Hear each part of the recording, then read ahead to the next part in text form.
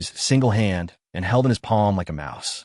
Even though he had used light and earth magic to maximize his body's defenses beforehand, Perseus still felt like his internal organs were almost squeezed out by Cthulhu. In just one exchange, he was powerless to use any magic. Then Cthulhu landed with him, another powerful impact. Perseus was barely conscious. His brain was a complete mess, and his entire body ached as if it were being shattered. For the first time, he felt like he was about to die. Cthulhu laughed coldly and casually tossed Perseus to the ground. "You can win, but you cannot humiliate one of our Red Moon tribe's most decorated warriors in that way." Perseus, lying helplessly on the ground, moved his mouth filled with the taste of blood and dirt. He was in a daze and couldn't utter a single word. "Kid, didn't you keep saying you wanted to challenge me? Your victory just now gave you that right. And now, this is what happens when you challenge me. Do you understand?" Cthulhu crouched down and pressed a scimitar-like wolf claw against the top of his head. With just a little force, Perseus would be a corpse. "This is your last chance," Cthulhu said softly.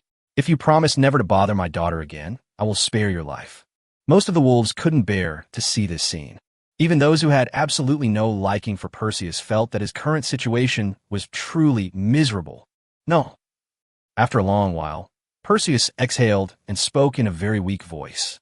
"You really won't shed a tear until you see the coffin." A cruel light flashed in Cthulhu's scarlet eyes.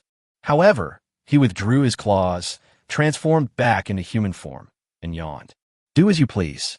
As long as you don't hurt my daughter, I won't interfere in your affairs anymore," Cthulhu said calmly.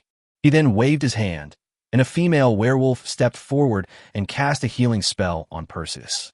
Once Perseus is out of his near-death state, he can gradually heal himself with healing magic. He quickly stood up again, though his whole body still ached as if it were falling apart.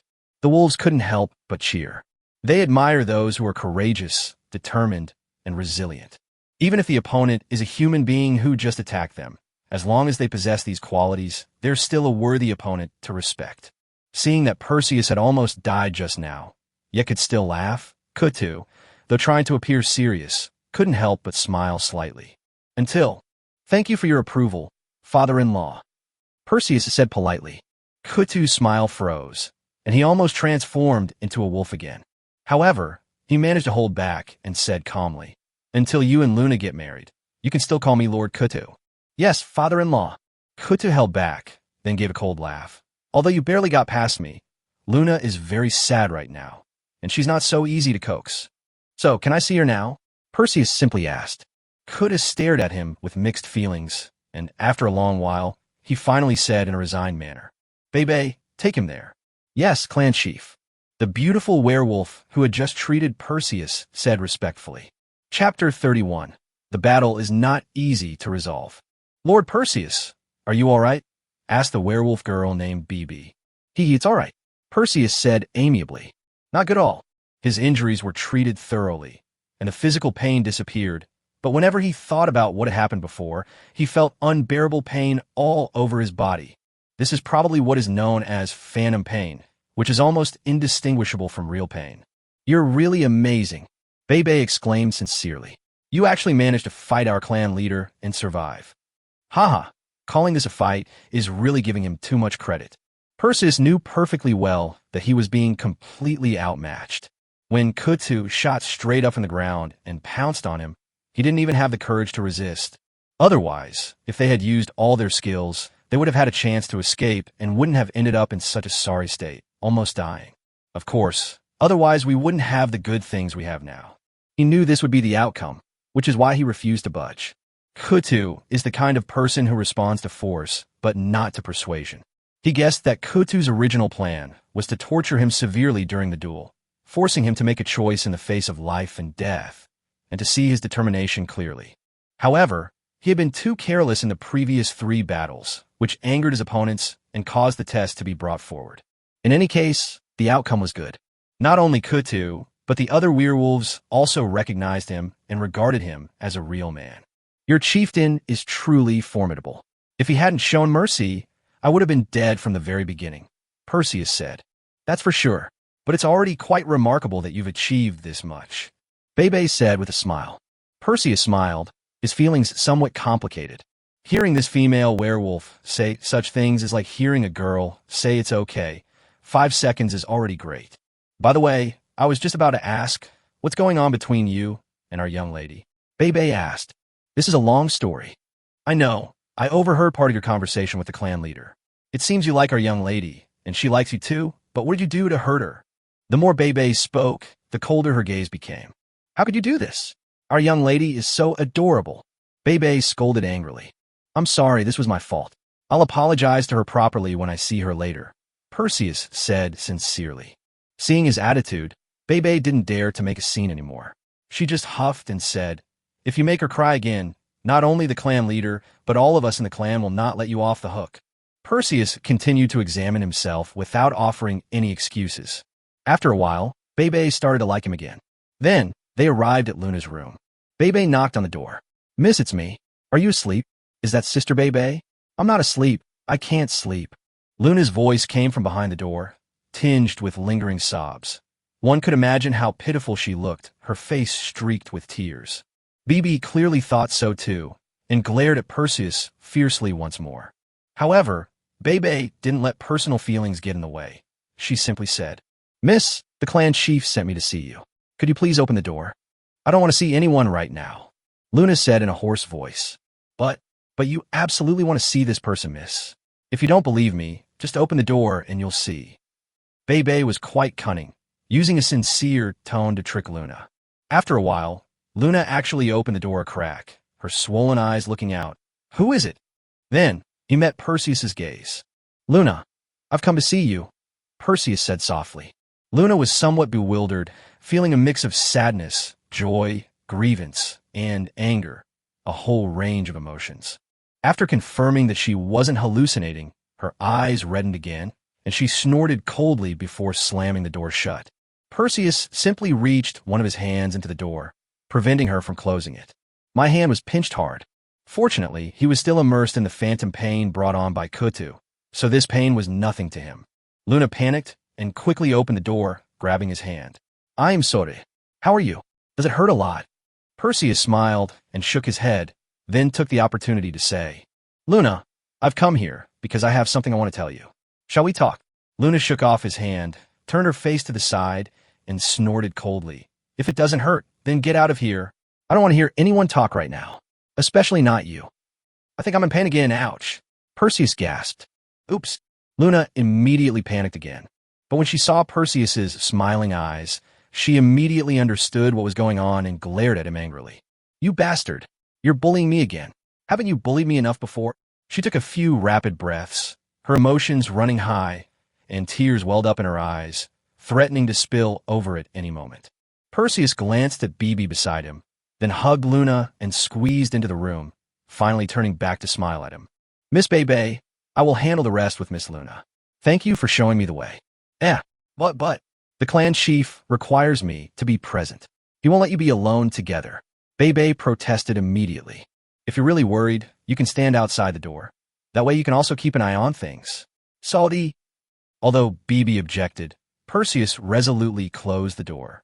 Bebe knocked on the door a few times, and when she got no response, she snorted and actually stood at the door. Luna and Perseus's arms struggled desperately, but it was clearly not genuine. Otherwise, given her physical abilities, Perseus would have been absolutely unable to control her without magic. With this assurance in mind, Perseus secretly breathed a sigh of relief. The situation isn't too bad. There's still room for maneuver. Luna, listen to me. I won't listen. Luna tried her best to control her tears and covered her ears. I'm pregnant, Perseus said gravely. Huh? Aren't you a man? Luna was confused. Aren't you listening? Perseus smiled. Luna, realizing what had happened, became enraged and pounced on him, biting him with her mouth open. Perseus was bitten hard, but she was clearly controlling her strength. Otherwise, he would have lost at least a piece of flesh. So this is just her being coquettish. Taking this opportunity, Perseus embraced her, and Luna's petite body trembled continuously. Perseus sighed, Luna, my relationship with her isn't what you think. In fact, before today, we weren't even friends. Who asked you? After Luna finished speaking fiercely, she bit his shoulder again, whimpering. So, I absolutely did not deceive your feelings. You have to believe me. I am a sincere man. I don't care, she said fiercely. You don't care? What about the fact that I like you? Oomph. What am I going to do? Luna suddenly froze, cupped his face in her hands, and stared at him blankly. What did you just say? I didn't say anything. Perseus avoided her gaze. You clearly said it. I heard it perfectly clearly. Are you still trying to deny it? Luna was furious. But you just said that you don't want to listen to me at all. What's the point of me saying anything if you don't listen? Luna fell silent, then wrapped her arms around his neck and whispered, I'm open to listening to this kind of topic.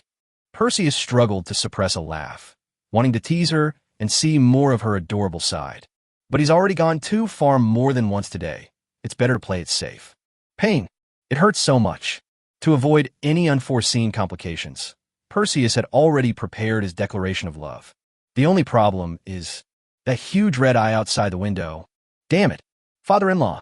Chapter 32, Intentional or Accidental. Perseus's heart skipped a beat when he met the giant eye outside the window. Kutu clearly stated that as long as Luna wasn't hurt, he would no longer interfere in their affairs.